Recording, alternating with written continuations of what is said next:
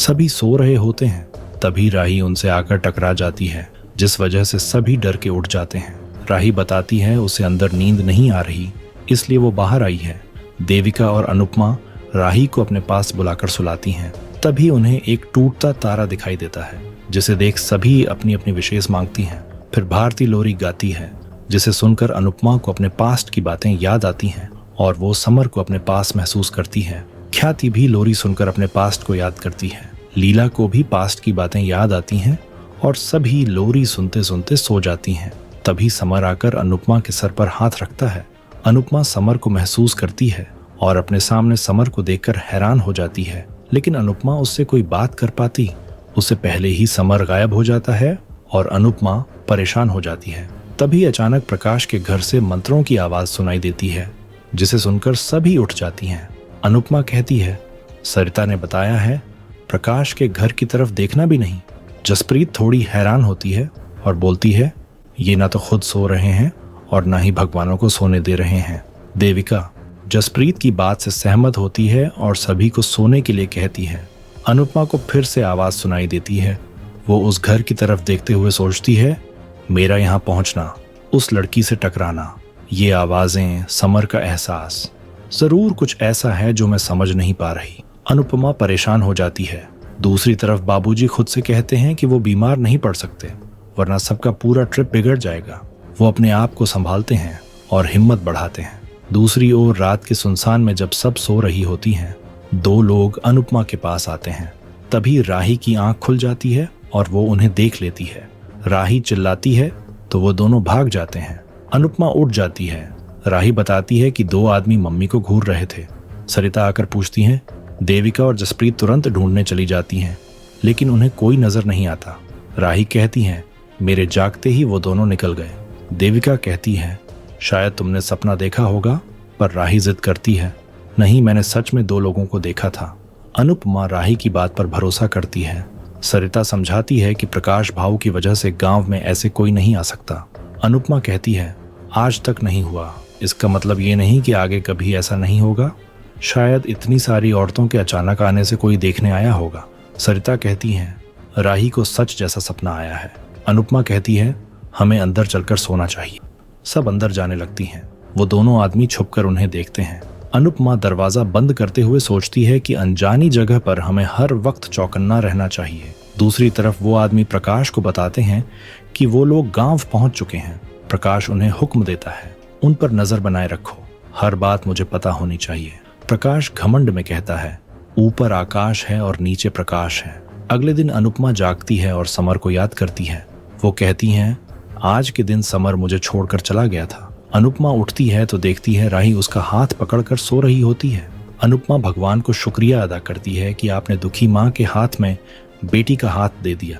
अनुपमा बाहर आती है और गांव को देखती है। गांव का माहौल देखकर अनुपमा खुश होती है और कहती है, कल रात में सही से दिखाई नहीं दिया, लेकिन ये जगह वाकई बहुत खूबसूरत है। अनुपमा समर को याद करती है और उसे महसूस करती है। इसी बीच लीला आती है और पूछती है, क्या तुम समर को याद कर रही हो? अनुपमा कहती है, आज के दिन मुझे समर की याद बहुत आती है। वो दुखी होकर कहती है, जो भी कहते हैं कि वक्त हर जख्म को भर देता है, वो गलत कहते हैं। बच्चे के जाने का जख्म कोई भी नहीं भर सकता। अनुपमा दुखी हो जाती है तो लीला उसे तसल्ली देती है। लीला कहती है, समर को नवरात्रि का त्योहार बहुत पसंद था। अनुपमा कहती है, उसे तो हर वो त्योहार पसंद था जिसमें उसे डांस करने का मौका मिल जाए। अनुपमा लीला को बताती है, रात में उसे समर के होने का आभास हुआ। लीला कहती है, जो हमारे मन में होता है वो सच में हमारे आसपास ही होता है। अंश भी समर जैसा ही है। अनुपमा कहती है, समर अंश बनकर हमारे पास वापस आया है। हमें समर को याद करके रोना नहीं है, बल्कि मुस्कुराना है। वो हमेशा हमारे साथ है। तभी ख्याति वहां आती है और कहती है, मैंने आपकी बातें सुन ली। वो भी अनुपमा को तसल्ली देती है। अनुपमा कहती है, समर को मेरी आंखों में आंसू पसंद नहीं थे, इसलिए मैं उसे याद करके मुस्कुराती हूँ। लीला ख्याति से पूछती है, क्या उसे अच्छी नींद आई? ख्याति कहती है, कई महीनों बाद मुझे सुकून की नींद मिली है। इसी बीच सरिता आती है और सबको जल्दी से तैयार होने के लिए कहती है। अनुपमा सरिता के गांव की तारीफ करती है। सरिता कहती है, मैंने पहले ही कहा था कि मेरा गांव सुंदर है।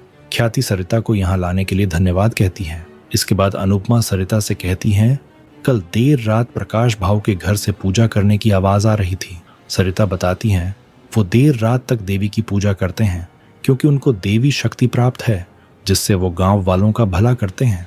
अनुपमा हैरान होती है। वो जाने लगती है तभी उसे समर की आवाज आती है। अनुपमा चौंक जाती है। दूसरी तरफ अंश बाबूजी और तोशु पूजा करने के लिए आते हैं। तोशु समर की तस्वीर लाता है और दुखी होकर कहता है आज के दिन हमने समर को खोया था। तोशु दुखी होता तो बाबूजी उसे तसल्ली देते हैं। अंश भी दुखी हो जाता है। तोशु कहता है मैं किसी काम से बाहर जा रहा हूँ।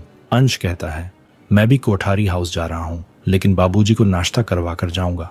बाबूजी अनुपमा की तारीफ करते हैं कि अनुपमा सही कहती है, सबको काम करना आना चाहिए। अनुपमा की ट्रेनिंग से बच्चे इतना तैयार हो जाते हैं कि वो जिंदगी की किसी भी चुनौती का सामना कर सकते हैं। तभी अंश को अनुपमा का कॉल आता है। अनुपमा की आवाज सही से नहीं आती तो अनुपमा बताती है वो बाहर आई है क्योंकि वहां नेटवर्क नहीं है।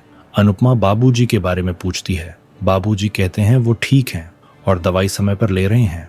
अनुपमा कहती है आप यहाँ की चिंता मत करना।